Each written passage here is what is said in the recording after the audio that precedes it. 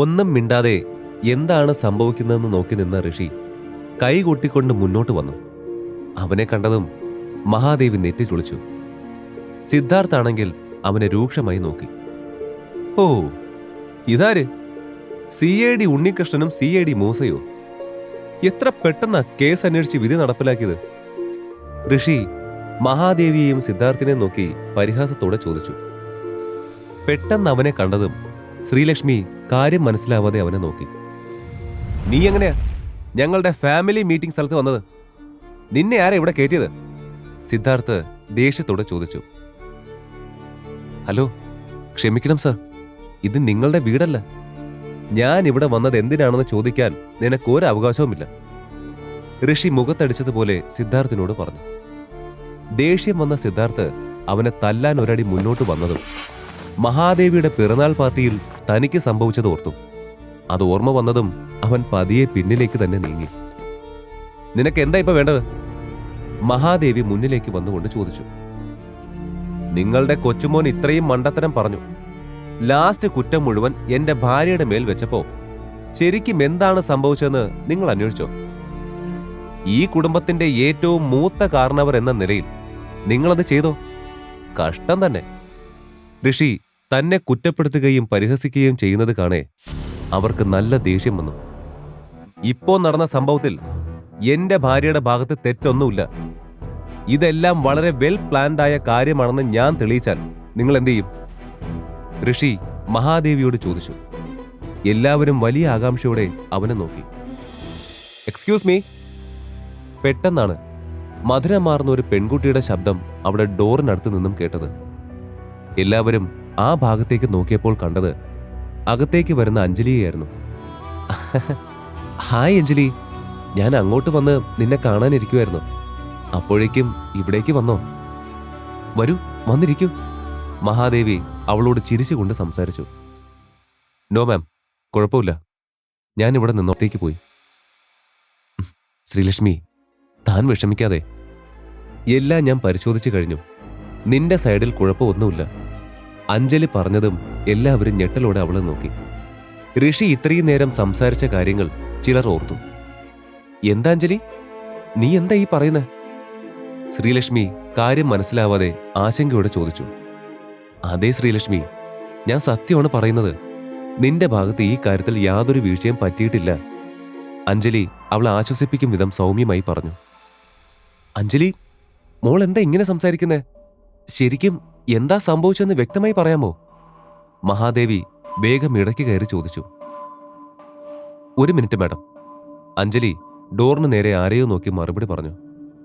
Guys, ഒന്നുള്ളിലേക്ക് വരാവോ? Anjali പുറത്തേക്ക് നോക്കി വിളിച്ചു. കാര്യം മനസ്സിലാവാതെ നിന്ന അവർക്കെല്ലാം മുൻപിലൂടെ പുറത്തു നിന്ന 4 സൗണ്ട് എഞ്ചിനീയർമാർ അകത്തേക്ക് വന്നു. അവിടെ ഉണ്ടായിരുന്ന എല്ലാവരെയും ശാന്തമായി നോക്കിയ ശേഷം അഞ്ജലി നേരെ ആ 4 പേർക്ക് നേരെ തിരിഞ്ഞു. എന്താ അവിടെ സംഭവിച്ചെന്ന് മഹാദേവി മാഡത്തിനൊന്ന് പറഞ്ഞു കൊടുക്ക്. ആ 4 പേരും മടിച്ച് ആൾക്കൂട്ടത്തിൽ നിന്ന സിദ്ധാർത്ഥിനെ നോക്കി. ഒരേ സമയം തന്നെ അവനെ ചൂണ്ടിക്കാണിച്ചു. ദാ, ഇയാളാണ് ഞങ്ങളോട് ഈ കാര്യം ചെയ്യാൻ ആവശ്യപ്പെട്ടതും അതിനുവേണ്ടി പണം തന്നതും. അവരിൽ ഒരാൾ പറഞ്ഞു. വാട്ട്? നമ്മുടെ സിദ്ധാർത്ഥോ? അവിടെ ഉണ്ടായിരുന്ന സർവരും അത് കേട്ട് ഞെട്ടിപ്പോയി. അതെ, ഈ പരിപാടി കുളവായാൽ ഞങ്ങൾക്ക് ഓരോരുത്തർക്കും 2 ലക്ഷം തരാമെന്ന് പറഞ്ഞ് ഇത് ചെയ്യിപ്പിച്ചത് ഇയാളാണ്. അതിനുവേണ്ടി ഈ അഞ്ജലി മാഡത്തിന്റെ മൈക്രോഫോൺ കേടുവരുത്തണം എന്ന ഐഡിയയും തന്നത് അയാളാണ്. നിങ്ങളൊക്കെ ആരാ? ഞാൻ നിങ്ങൾ ഇതുവരെ കണ്ടിട്ട് പോലുമില്ല. പിന്നെ എന്തിനാ നിങ്ങൾ അനാവശ്യമായി എന്നെ പറയുന്നത്? അല്പമൊന്ന് പരിഭ്രമം മാറിയതും സിദ്ധാർത്ഥ് ദേഷ്യത്തോടെ ആ 4 പേരോടുമായി ചോദിച്ചു. ഇയാള് ഞങ്ങളോട് ആ പരിപാടി ചെയ്യാൻ ആവശ്യപ്പെട്ടതിന്റെ തെളിവ് ഞങ്ങളുടെ കയ്യിലുണ്ട്. അവന്റെ അക്കൗണ്ടിൽ നിന്ന് അയച്ച പണത്തിന്റെ ഡീറ്റെയിൽസ് പോലും ഉണ്ട്. ടു ബി ഹോണസ്റ്റ്, അതിൽ നിന്ന് ഒരു പൈസ പോലും ഞങ്ങൾ ചെലവഴിച്ചിട്ടില്ല. ആ 4 സൗണ്ട് എഞ്ചിനീയേഴ്സിൽ നിന്നും മറ്റൊരാൾ പറഞ്ഞു. എത്ര ധൈര്യമുണ്ടടാ നിനക്കൊക്കെ എന്റെ നേരെ തന്നെ തിരിയാൻ? ക്യാഷ് കൈനീട്ടി വാങ്ങുമ്പോ ഇതൊന്നും കണ്ടിരുന്നില്ലല്ലോ.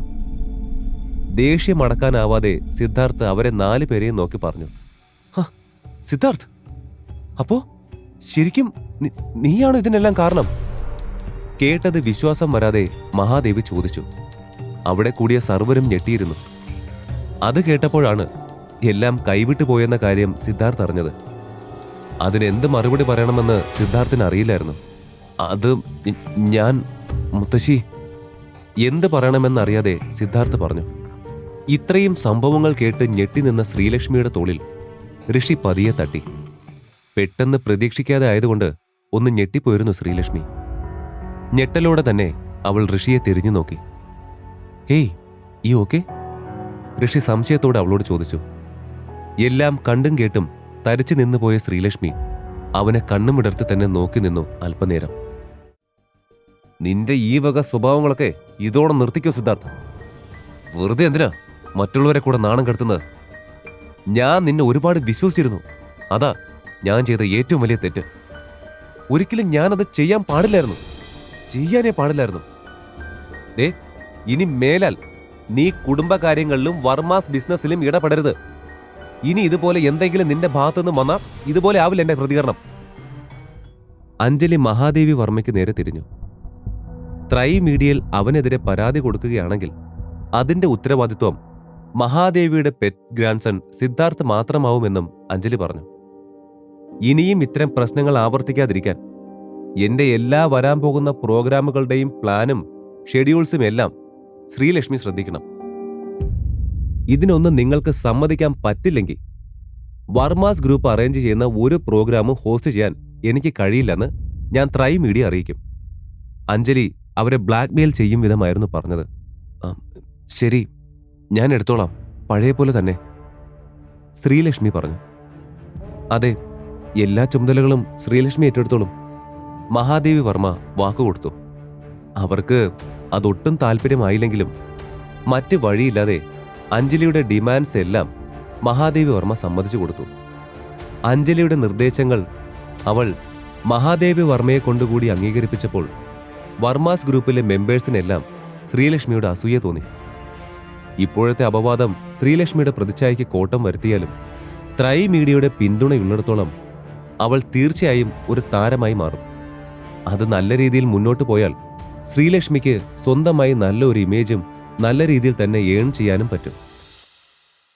മഹാദേവി വർമ്മ തീരുമാനം അറിയിച്ചപ്പോൾ അഞ്ജലി ശ്രീലക്ഷ്മിയെ നോക്കി പുഞ്ചിരിച്ചു. എന്നാ പിന്നെ ഞാൻ വന്ന കാര്യം കഴിഞ്ഞ സ്ഥിതിക്ക് ഞാൻ ഇറങ്ങട്ടെ മാഡം. അവൾ പോകുന്നതിന് മുൻപ് രഹസ്യമായി ഋഷിനെ നോക്കി കണ്ണിറുക്കി. ഇപ്പോ മുത്തശ്ശിക്ക് ഞാൻ പറഞ്ഞ കാര്യം മനസ്സിലായോ? ഒരാളെ ശിക്ഷിക്കുന്നതിന് മുൻപ് എന്താണ് സംഭവിച്ചതെന്ന് വ്യക്തമായി അന്വേഷിച്ചിട്ടേ തീരുമാനിക്കാവൂ. ഒട്ടും താല്പര്യമില്ലാത്ത ഒരു തീരുമാനത്തിന് സമ്മതം പറയേണ്ടി വന്നതിന് പുറമെ ഋഷിന്റെ ഉപദേശം കൂടി കേട്ട് മഹാദേവി വർമ്മയ്ക്ക് ദേഷ്യം വന്നു. അവർ കലിപൂണ്ട് നിൽക്കുന്നത് മൈൻഡ് പോലും ചെയ്യാതെ ഋഷിൻ സ്റ്റുഡിയോയിൽ നിന്ന് പോകാനായി ഇറങ്ങി. ഋഷി, ഒരു മിനിറ്റ്, ഒന്ന് നിൽക്ക്. ഒരു പിൻവിളി അവിടെ ഉയർന്നു. ഈ കഥ തുടർന്ന് കേൾക്കുന്നതിനായി ഇപ്പോൾ തന്നെ പോക്കറ്റ് FM ആപ്പ് ഇൻസ്റ്റാൾ ചെയ്യൂ. Link in description.